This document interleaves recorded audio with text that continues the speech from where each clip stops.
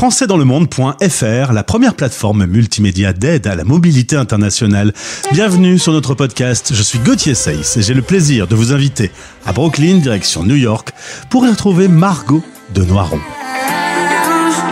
françaisdanslemonde.fr, le podcast. Bonjour Margot. Bonjour Gauthier. T'en es où? Mais qu'il est drôle. On va parler de ce compte Instagram. C'est toi qui es venu vers nous. Tu viens de le lancer. Ça s'appelle T'en es où? Toi, tu es coach thérapeute. On va parler un peu de ton parcours. On va le dire tout de suite. C'est pas un parcours très classique. Non, c'est pas un parcours classique, mais c'est le mien et j'en suis très fière.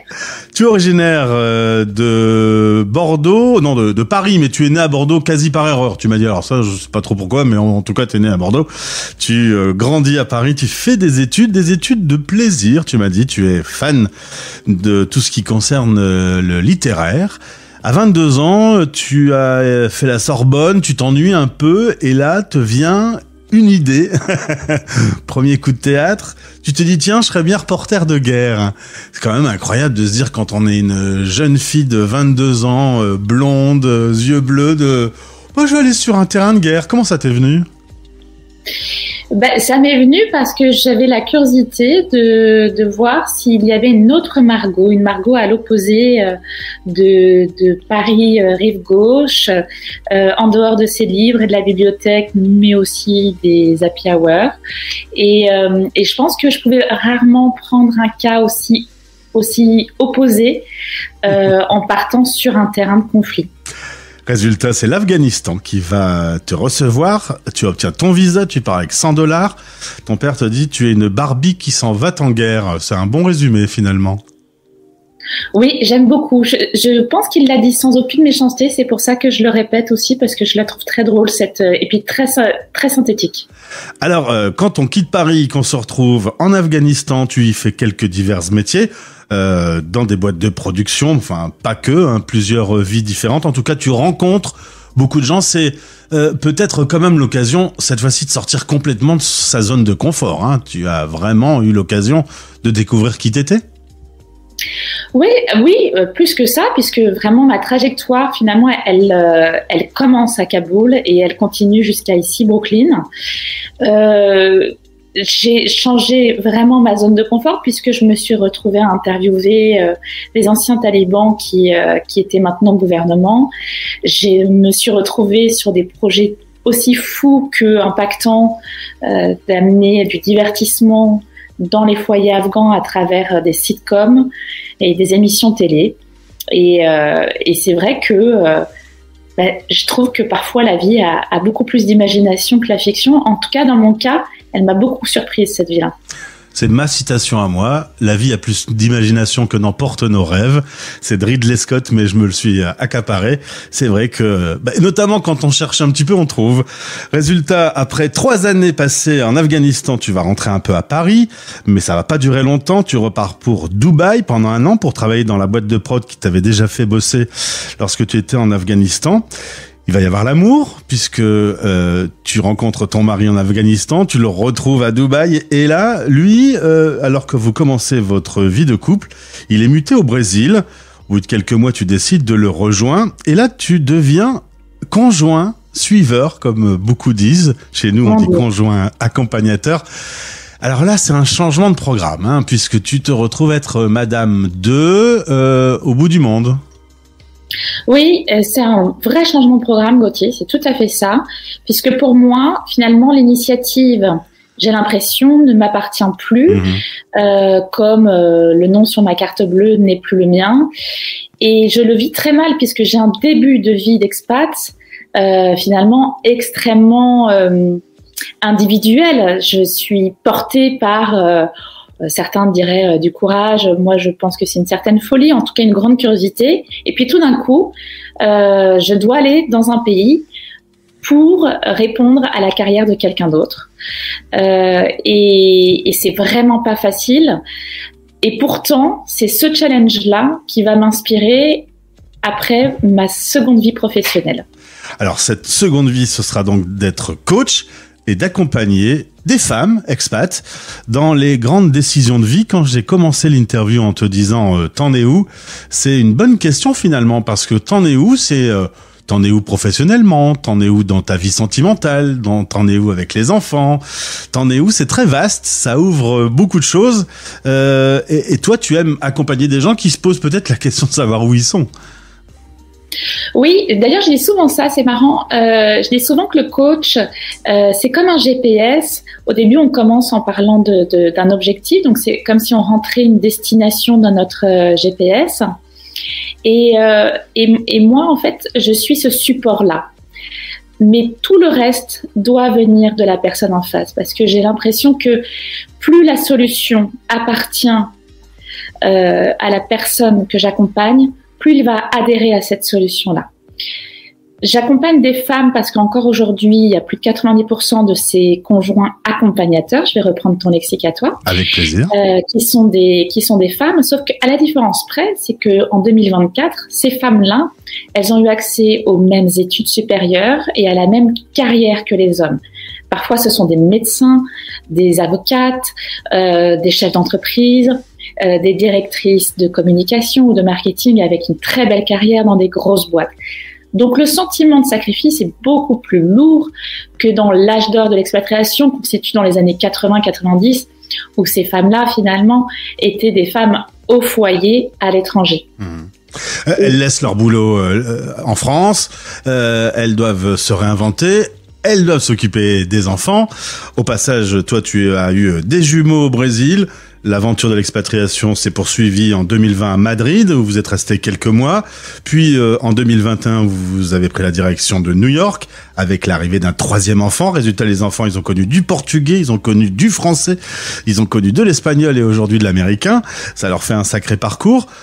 En attendant, c'est bien le sujet, c'est que quand on accompagne monsieur, puisque statistiquement, c'est plutôt monsieur qui prend un poste quelque part dans le monde. Répondre à la question « t'en es où ?» ça peut être un peu vertigineux. On peut s'abîmer dans l'expatriation ? Alors, on peut s'abîmer, ou plutôt on peut, moi je préfère dire, on peut abîmer nos croyances. C'est-à-dire que justement, la question « t'en es où ?» elle a presque une connotation un peu agressive, un peu inquisiteur.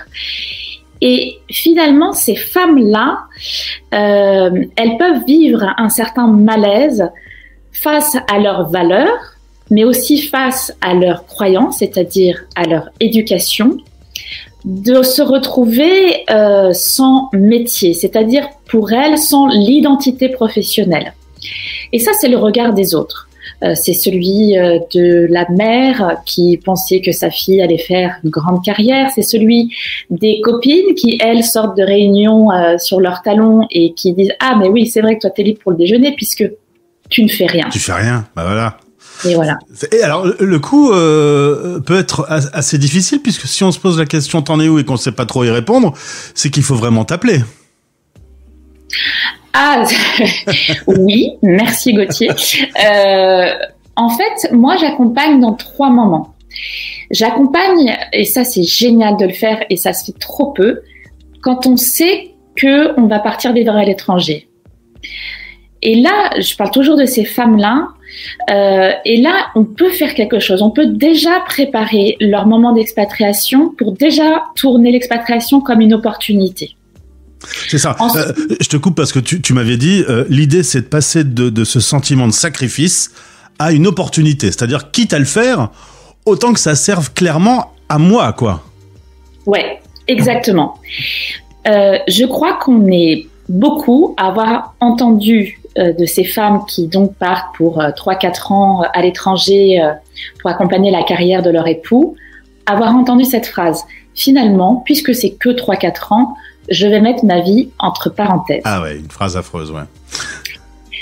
Oui, elle est affreuse parce qu'il n'y a pas de parenthèse dans la vie. Hein. Donc, quand on fait un burn-out, quand on est en postpartum, quand on part dans un autre pays, quand on est en vacances, ce n'est pas une parenthèse, c'est la vie. Ça fait entièrement partie de la vie. En revanche, quand il y a un grand changement de situation externe, ça ouvre la possibilité d'un changement de situation interne. Dans le temps né où, il y a la nécessité de faire un break pour y répondre. Et c'est exactement ce qu'on fait finalement en coaching. On prend un break pour se poser la question, j'en suis où dans ma vie? Moi, je vais avoir 40 ans dans 2 mois. Mon système de valeurs, il a changé. Mon système de valeurs, il est différent. Et j'imagine que pour mes 60 ans, ce sera encore autre chose. Donc, j'ai besoin de prendre le temps de cette question pour pouvoir requalifier finalement ce qui est important dans ma vie et comment je peux mettre ça en place. Alors, si je comprends bien, on vit cette grande aventure de l'expatriation, on va devoir tout changer. C'est l'occasion de s'asseoir 5 minutes avec soi-même, de se poser les bonnes questions. Qui suis-je? Qu'est-ce que j'aime? Qu'est-ce que je veux faire? Est-ce que c'est pas l'occasion, là, maintenant, dans le cadre de cette nouvelle vie, de faire quelque chose et de m'aligner un peu plus avec moi? C'est l'idée, c'est la synthèse? Oui, c'est la synthèse et je mettrai un alinéa. Je mettrai un alinéa parce que j'aimerais qu'on laisse la possibilité aussi de l'échec. Moi, je glorifie l'échec. Donc, je décomplexe énormément quand on a du retard dans nos objectifs, quand on change de trajectoire ou quand tout simplement on baisse les bras.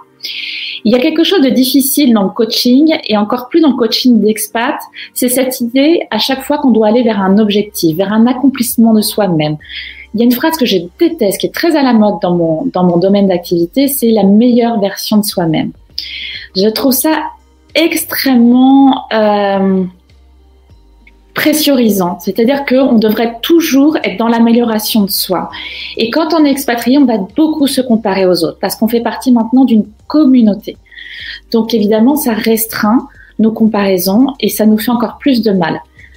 Donc, ce qu'on peut faire ensemble, et c'est pour ça d'ailleurs que maintenant ma pratique est hybride entre le coaching et l'analyse, et bien finalement, c'est de pouvoir aussi mettre à nu tous ces freins, tout ce qui nous fait du mal et tout ce qui nous donne des émotions finalement fortes, et on va prendre le temps de les écouter, ces émotions-là. On ne va pas tout de suite passer à la meilleure version de vous-même. Ouais. Merci beaucoup Margot, pas facile évidemment, 10 minutes de planter le décor, mais je pense que les grandes lignes sont là. Si ça vous parle, si cette interview et cette question t'en est où, eh bien vous l'avez dans un coin de la tête, contactez Margot de Noiron de notre part. Merci beaucoup d'avoir évoqué ce sujet. On reviendra ensemble sur d'autres domaines puisque tu as d'autres passions dans la vie, donc ce sera avec plaisir que je te retrouverai sur l'antenne de françaisdanslemonde.fr. Merci Margot. Merci Gauthier. Françaisdanslemonde.fr